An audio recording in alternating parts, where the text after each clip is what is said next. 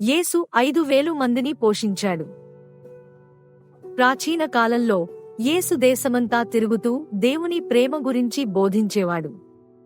ఆయన ఎక్కడికి వెళ్ళినప్పటికీ ప్రజలు ఆయన మాటలు వినేందుకు పెద్దగా గుమిగూడేవారు. ఒకరోజు 5,000 మందికి పైగా ప్రజలు యేసును అనుసరించారు. వారు ఆయన మాటలను రోజంతా వినిపించుకున్నారు. కాని వారంతా ఆకలితో అలసిపోయారు. శిష్యులు యేసు వద్దకు వచ్చి, ప్రభువా, సమయం చాలా అయింది. వీరికి తినడానికి ఏమీ లేదు.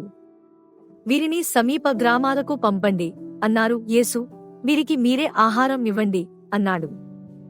శిష్యులు ఆశ్చర్యపోయారు. మా వద్ద ఈ అందరికీ సరిపడా ఆహారం కొనుగోలు చేయడానికి డబ్బు లేదు అన్నారు. ఆ సమయంలో ఒక చిన్న బాలుడు ముందుకు వచ్చి, యేసుగారు, నా దగ్గర 5 రొట్టెలు 2 చేపలు ఉన్నాయి. మీరు తీసుకోండి అన్నాడు. యేసు రొట్టెలను చేపలను తీసుకుని ఆకాశం వైపు చూసి ప్రార్థించాడు. అనంతరం ఆయన వాటిని ముక్కలుగా చేసి తన శిష్యులకు ప్రజలకు పంచిపెట్టమని చెప్పాడు. శిష్యులు ఆహారాన్ని ప్రజలకు పంచగా ఆశ్చర్యకరమైన విషయం జరిగింది. రొట్టెలు చేపలు ముగియలేదు.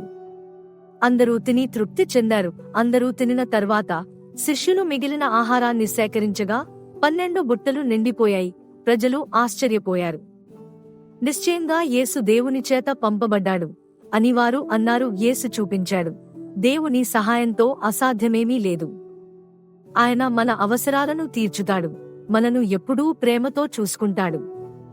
ప్రజలు ఈ మహత్కార్యాన్ని చూసి ఆశ్చర్యపోయారు. వారు ఒకరినొకరు చూస్తూ యేసు గురించి చర్చించుకున్నారు. కొందరు తమ పిల్లలను దగ్గరగా తీసుకుని ఆయనకు దీవెన కోరారు. అంతా తిని సంతృప్తి చెందిన తరువాత యేసు ప్రజలను చూశాడు మరియు చెప్పాడు, దేవుడు ఎప్పుడూ మన అవసరాలను తీర్చుతాడు. భయపడకండి, ఆయనపై నమ్మకం ఉంచండి. ప్రజలు ఆయన మాటలను శ్రద్ధగా వినిపించుకున్నారు.